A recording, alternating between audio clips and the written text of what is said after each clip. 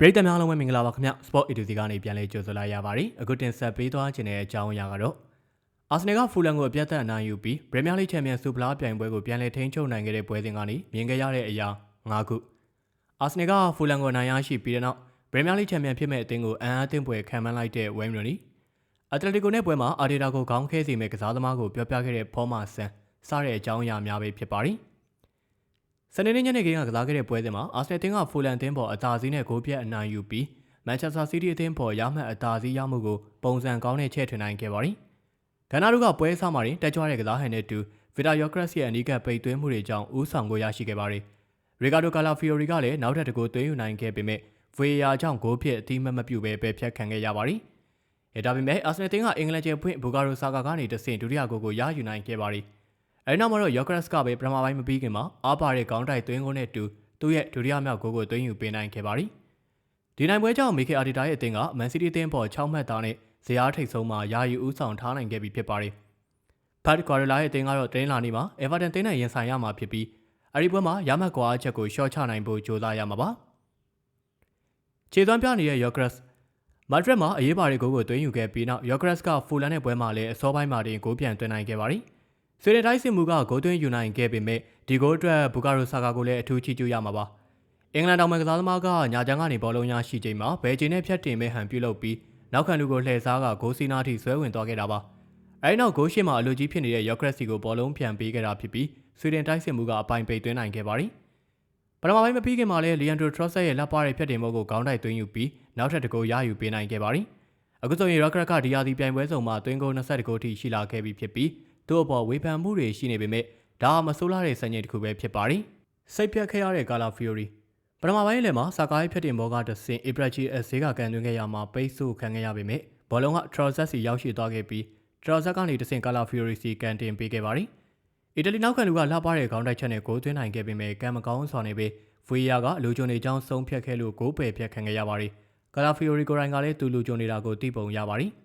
။အမကန်ဆန်းဆောင်ရင်ပြသနိုင်ခဲ့တဲ့ဆာကာမလာလေကလေးကပရီးမီးယားလိမှာပွဲထွက်ကစားခွင့်မရခဲ့တဲ့ဆာကာဟာသူ့ရဲ့အကောင်းဆုံးပုံစံပြန်ရဖို့အချိန်အနည်းငယ်ယူခဲ့ရပေမဲ့ဖူလန်နဲ့ပွဲမှာတော့အရင်လိုခြေစွမ်းမျိုးကိုပြန်တွေ့ခဲ့ရပါတယ်။သူဟာတပွဲလုံးမှာအန်တိုနီရောဘတ်ဆန်ကိုအကြိုက်ရအောင်လုပ်နိုင်ခဲ့တယ်လို့သူ့ရဲ့တအူးချင်းစွမ်းဆောင်ရည်ကလည်းယော့ဂရက်စ်ရဲ့အဖွင့်ဂိုးအတွက်အဓိကကျခဲ့ပါတယ်။အဲဒီနောက်မှာတော့ဆာကာကိုရိုင်းဘန်လေနိုရဲ့ဂိုးပေါက်ထဲကိုအနီးကပ်ကန်သွင်းယူခဲ့ပါတယ်။ဒါအဆာကာအတွက်အမရစ်ကွင်းမှာ17ပွဲဆက်တိုက်ဂိုးမသွင်းနိုင်ခဲ့တဲ့မှတ်တမ်းစုကိုအဆုံးသတ်နိုင်ခဲ့တာလည်းဖြစ်ပါတယ်။အကယ်၍သူသာဒီလိုခြေစွမ်းမျိုးကိုရာသီကုန်ထိဆက်ထိန်ထားနိုင်ရင်အာဆနယ်ကိုချန်ပီယံဆုရရှိအောင်တေချာပေါက်ကူညီပေးနိုင်မှာပါ။တခုတည်းသောစိုးရိမ်စရာကတော့ပထမပိုင်းပြီးမှနိုနီမာတို့အခီနဲ့လူစားလဲခံလိုက်ရတာဖြစ်ပေမဲ့ဒါဟာအက်တလက်တီကိုနဲ့ပွဲမတိုင်ခင်ဂျိုတင်ကာကွယ်တဲ့အနေနဲ့အနာပေးခဲ့တာလို့မျှော်လင့်ရပါတယ်။မန်စီးတီးကစံသက်ချက်ကိုလိုက်လံခြေသုံးခဲ့တဲ့အာတီတာ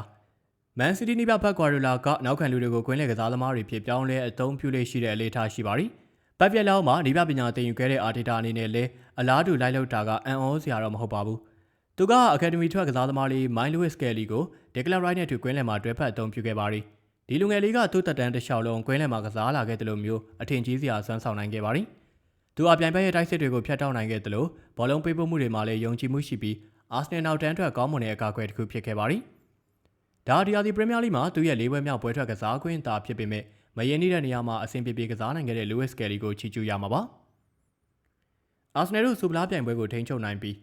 ပွဲစဉ်၃ပွဲသာကစားဖို့ကြံရှိတော့တဲ့ချိန်မှာအာဆနယ်ဟာ6မှတ်သာနဲ့ဦးဆောင်နေပါတယ်။အကယ်၍တနင်္လာနေ့မှာမန်စီးတီးကအေဗာတန်ကိုရှုံးနိမ့်ခဲ့မယ်ဆိုရင်အာဆနယ်တင်းနေနဲ့နောက်ထပ်2ပွဲနိုင်ရုံနဲ့ချန်ပီယံဖြစ်ဖို့တေချာသွားပါပြီ။ဒါပြင်ဖူလန်နဲ့ပွဲမှာဂိုးပြတ်နိုင်ခဲ့တာကြောင့်ဂိုးကွာချချက်မှာလည်းတိတိတတအသာရသွားခဲ့ပါတယ်။ဒါပေမဲ့အားလုံးပြီးဆုံးသွားပြီလို့တော့ပြောလို့မရသေးပါဘူး။မန်စီးတီးကအေဗာတန်ကိုနိုင်ပြီးလက်ကျန်ပွဲကိုလည်းအနိုင်ရခဲ့ရင်ရမှတ်တူသွားနိုင်ပါသေးတယ်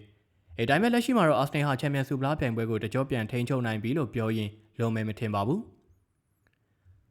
ဝဲရိုနီကမန်စီးတီးကိုကြော့ဖြတ်ပြီးစနေနေ့ညမှာဂန်နာရီကဖူလန်ကို3ဂိုးမရှိနဲ့အပြတ်သက်အနိုင်ရခဲ့ပြီးနောက်အာဆနယ်အသင်းကပရီးမီးယားလိချန်ပီယံဆုကိုတက်တောင့်တက်တာနဲ့ဆုတ်ခူးသွားလိမ့်မယ်လို့ထောက်ခံပြောဆိုလိုက်ပါတယ်။မီကေအာဒီတာရဲ့အသင်းကစနေနေ့ကအင်္ဂွင်းမှာဖူလန်ကို3ဂိုးမရှိနဲ့အနိုင်ရရှိခဲ့ပြီးနောက်ပရီးမီးယားလိမှတ်ပေးစရာထိပ်ဆုံးမှာ6မှတ်သားနဲ့ဦးဆောင်နေတာပါ။မန်စီးတီးကတော့နှစ်ပွဲရော့ကစားထားပြီးတနင်္လာနေ့ညမှာအေဗာတန်နဲ့အဝေးကွင်းပွဲစဉ်ကိုအနိုင်ရရင်အမှတ်ကွာအချက်ကို3မှတ်ထိရှော့ချနိုင်မှာဖြစ်ပါတယ်။ပြီးခဲ့တဲ့လကဘုံမောက်မန်စီးတီးတို့နဲ့ပွဲစဉ်တွေမှာအာဆနယ်တို့ဇက်တိုက်ရှုံးနေခဲ့တာကြောင့်ချန်ပီယံမျှော်လင့်ချက်ပေါ်တန်ရာတွေရှိခဲ့ကြပါတယ်။ဒါပေမဲ့အာဆနယ်ဟာချန်ရှိနေတဲ့ဝက်ဆန်ဘန်လီခရ Crystal Palace တို့နဲ့ပွဲစဉ်၃ပွဲလုံးကိုအနိုင်ရမှာဖြစ်ပြီး Pep Guardiola ရဲ့အသင်းကတော့အမှားယွင်းရှိလာလိမ့်မယ်လို့ Wayne Rooney ကအခိုင်အမာပြောကြားခဲ့ပါတယ်။ Arsenal ချန်ပီယံဖြစ်လိမ့်မယ်လို့ကျွန်တော်ထင်ပါတယ်။ Man City က Arsenal ကိုအနိုင်ရသွားတော့ကလည်းအဲ့လိုပဲခံစားခဲ့ရတာပါ။ရှုံးပွဲတွေကြောင့် Arsenal ကစားသမားတွေရဲ့စိတ်ထဲမှာတမျိုးဖြစ်သွားနိုင်ပေမဲ့လက်ရှိအမှတ်တွေအနေအထားမှာရှိနေသေးဖြစ်တယ်လို့လက်ကျန်ပွဲစဉ်တွေကလည်း Arsenal အတွက်ပိုအဆင်ပြေလို့မြင်ပါတယ်။သူတို့ကျန်တဲ့ပွဲတွေအားလုံးကိုနိုင်လိမ့်မယ်လို့ထင်တယ်။ Man City ကတော့တပွဲဒါမှမဟုတ်2ပွဲလောက်မှာအမှတ်လျော့သွားနိုင်ပါတယ်။ Arsenal က3မှတ်ဒါမှမဟုတ်5မှတ်အသာနဲ့တက်တာချန်ပီယံဖြစ်သွားမှာပါ။ Man City အမှတ်လျော့မယ်လို့ဘာကြောင့်ယူဆတာလဲလို့မေးမြန်းရမှာတော့ Rooney ကအဲ့လိုပဲမြင်ပြီးလို့ပါ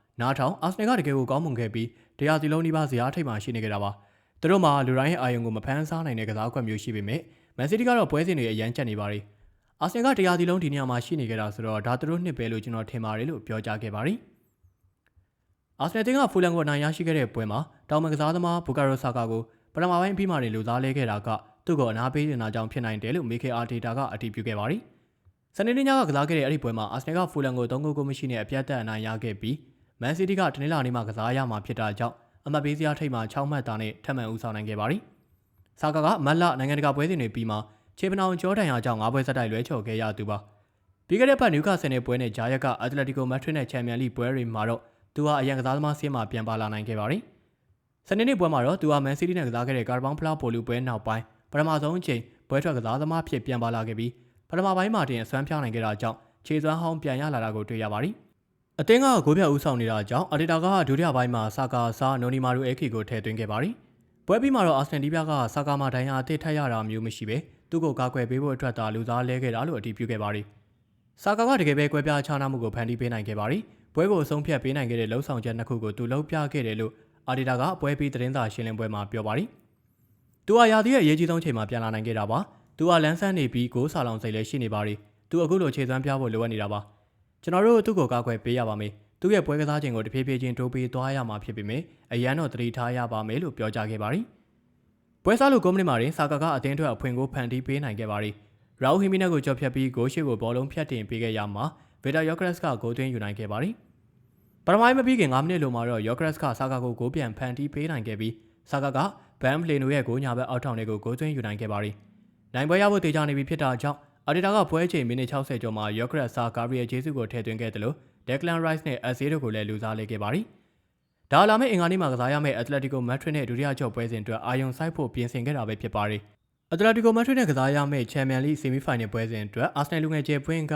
Mikel Arteta ကိုခေါင်းခဲစရာပြဿနာပေးလိုက်ပြီလို့ Paul Merson ကပြောကြားခဲ့ပါတယ်။လာမယ့်အင်္ဂါနေ့မှာကစားမယ့် Atletico Madrid နဲ့ Champions League Semi-final ဒုတိယကျော့ပွဲစဉ်မတိုင်ခင် Luis Kelly ရဲ့ခြေစွမ်းကနီးပြ Arteta အတွက်လူရွေးချယ်ရမှာခေါင်းခဲစရာဖြစ်လာစေလိမ့်မယ်လို့ Paul Merson ကယုံကြည်နေပါတယ်။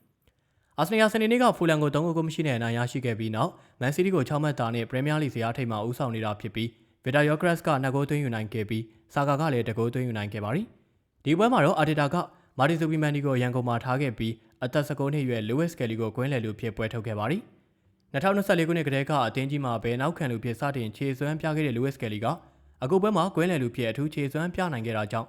Atletico နဲ့ပွဲမှာဘယ်သူ့ကိုပွဲထုတ်ရမလဲဆိုတာArteta အတွက်ဆုံးဖြတ်ရခက်သွားစေပြီလို့ Paul Merson ကဆိုပါတယ်။ Luis Kelly ကို Atletico နဲ့ပွဲမှာပွဲထုတ်တင်သလားလို့ Sky Sport ကမေးမြန်းရမှာ Merson ကဖူလန်နဲ့ Atletico တို့ကကစားပုံချင်းမတူပါဘူး။အဲဒါမဲ့သူကမိခေးကိုတကယ်ပဲခေါင်းခဲစရာဖြစ်အောင်လုပ်ပြလိုက်တာပါ။သူကအသင်းကိုစွမ်းရင်တွေပေးနိုင်ခဲ့တယ်။လူတိုင်းကိုစိတ်သက်ကြွအောင်လုပ်ပေးနိုင်ခဲ့တယ်။သူကပြိုင်ဘက်ကိုအနီးကပ်ကစားနိုင်တယ်လို့ဘောလုံးလူတဲ့နေရာမှာလည်းအမှားယွင်းမရှိပါဘူး။ကျွန်တော်က Zubimendi ကိုကြိုက်တဲ့သူတယောက်ပါ။အဲဒါမဲ့မကြသေးခင်ကပွဲတွေမှာသူဟာကစားကွက်နောက်ကိုလိုက်နေရတယ်လို့ပဲ။ဒီကောင်လေးကတော့အရာရာကိုရိုးရိုးရှင်းရှင်းနဲ့မှန်မှန်ကန်ကန်လုပ်ပြသွားတယ်။ Saka, Trossard, Eze နဲ့ Gyökeres တို့လိုကစားသမားကောင်းတွေစီကိုဘောလုံးတွေကောင်းကောင်းပို့ပေးနိုင်ခဲ့တယ်လို့ပြောကြားခဲ့ပါတယ်။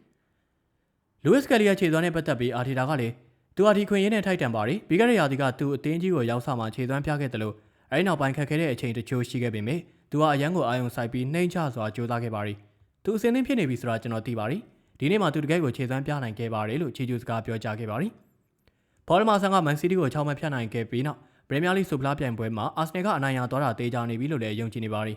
။ပြီးခဲ့တဲ့ဘက်ကကျွန်တော်ပြောခဲ့သလိုပါပဲ Arsenal က Man City ထက်တပွဲဒါမှမဟုတ်2ပွဲပိုကစားထားတာပဲဖြစ်ဖြစ်6မှတ်တာနဲ့ဖြတ်ထားနိုင်မယ်ဆိုရင်သူတို့ချန်ပီယံဖြစ်မှာပါ။စိတ်မကောင်းပေမဲ့ Man City အနေနဲ့ Arsenal ကိုပြန်လိုက်မိဖို့ဆိုတာလုံးဝမဖြစ်နိုင်တော့ပါဘူး။ City မှာလက်ကျန်ပွဲရှိသေးတယ်လို့ခင်ဗျားတို့ပြောနိုင်ပေမဲ့ Arsenal ကတော့လိုအပ်တဲ့အမှတ်တွေကိုရယူစုဆောင်းထားပြီးသားပါ။ကျွန်တော်ကိုယ်တိုင်လည်းဒီလိုအခြေအနေမျိုးကိုကြုံမှုပါတယ်။ တနင်္လာနေ့ Everton နဲ့ကစားမယ့်ပွဲမှာ Man City ကစားသမားတွေစီမှာယုံကြည်မှုအပြည့်အဝရှိနေမှာမဟုတ်ပါဘူး။လက်ကျန်ပွဲစဉ်အတင်းငယ်မှာ Man City အနေနဲ့အမှတ်မလျော့အောင်ထိန်းကစားဖို့ဆိုတာစိတ်ဓာတ်ပိုင်းဆိုင်ရာအင်မတန်ကြန့်ခိုင်ဖို့လိုအပ်ပါတယ်။နောက်ပြီးလာမယ့်သတင်းပတ်တွေမှာသူတို့ရဲ့ပွဲစဉ်စရာကတော်တော်လေးကြက်နေတာကြောင့်ကျွန်တော် City အတွက်တကယ်စိုးရိမ်မိပါတယ်။ဒီနေ့ Arsenal ရဲ့ကစားဟန်ကိုကြည့်မယ်ဆိုရင်လာမယ့်ဘက်လန်ဒန်ကွင်းမှာ West Ham ကိုတက်ပဲအနိုင်ယူနိုင်လိမ့်မယ်လို့မျှော်လင့်ရပါတယ်။နောက်တစ်ပတ်အင်္ဂလိပ် Emirates မှာတန်းဆင်းသွားပြီဖြစ်တဲ့ဘန်လီကိုအခန့်ချိန်မှာတော့သူတို့ကပြိုင်ဘက်တွေလိုက်မမီနိုင်တဲ့အနေအထားကိုရောက်နေပါလိမ့်မယ်။ပြောရတာစိတ်မကောင်းပေမဲ့လက်ရှိချိန်မှာတော့ချန်ပီယံဆုက Arsenal လက်ထဲမှာပဲရှိနေပါပြီလို့သုံးသပ်သွားခဲ့ပါတယ်။ဟုတ်ကဲ့ပါအခုလိုမျိုးသတင်းတူတွေကိုအမြဲကြည့်ရှုနားဆင်နိုင်ဖို့အတွက်ကျွန်တော်တို့ရဲ့ Sport A to Z YouTube Channel လေးကို